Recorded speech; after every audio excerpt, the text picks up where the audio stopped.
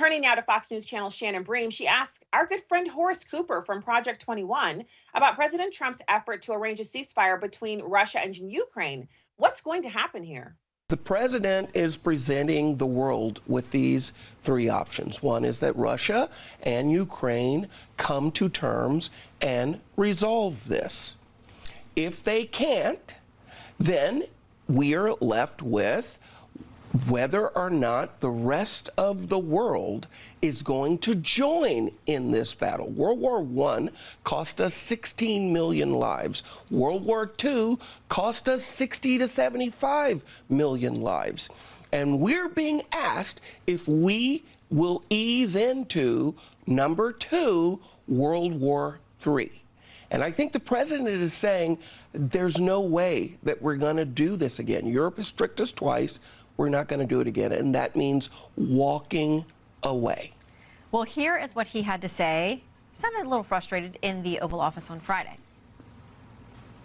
Now, if for some reason one of the two parties makes it very difficult, we're just going to say you're foolish, you're fools, you're horrible people, and we're going to just take a pass. But hopefully we won't have to do that.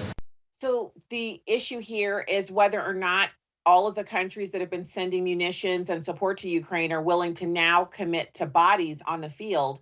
As Putin declared a ceasefire for the weekend, he gave Easter weekend off from hostilities, but he has not stopped calling up troops to replenish his troop supplies, and he's not stopped creating bombs, and he's got a real heavy wartime effort going on to restore his own munitions. He's not slowed down on that. He's also not sat down and given a firm date for a ceasefire.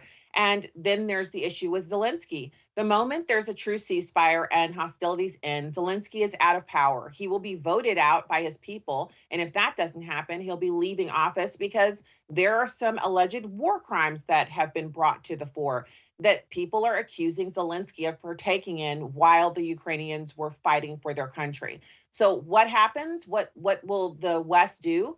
I think it's interesting that President Trump is basically throwing out this other option, something he never spoke about during the campaign, that if the two parties are intransigent and wish to continue to pound each other into the ground for the rest of eternity, that they'll have to do that without the assistance of the United States, which comprises 79% of NATO, and therefore that means without the assistance of the rest of the world. What happens next? We don't know, but we'll certainly bring you everything we can and analysis on that at every opportunity. For full shows, live and on demand, it's Salem News Channel.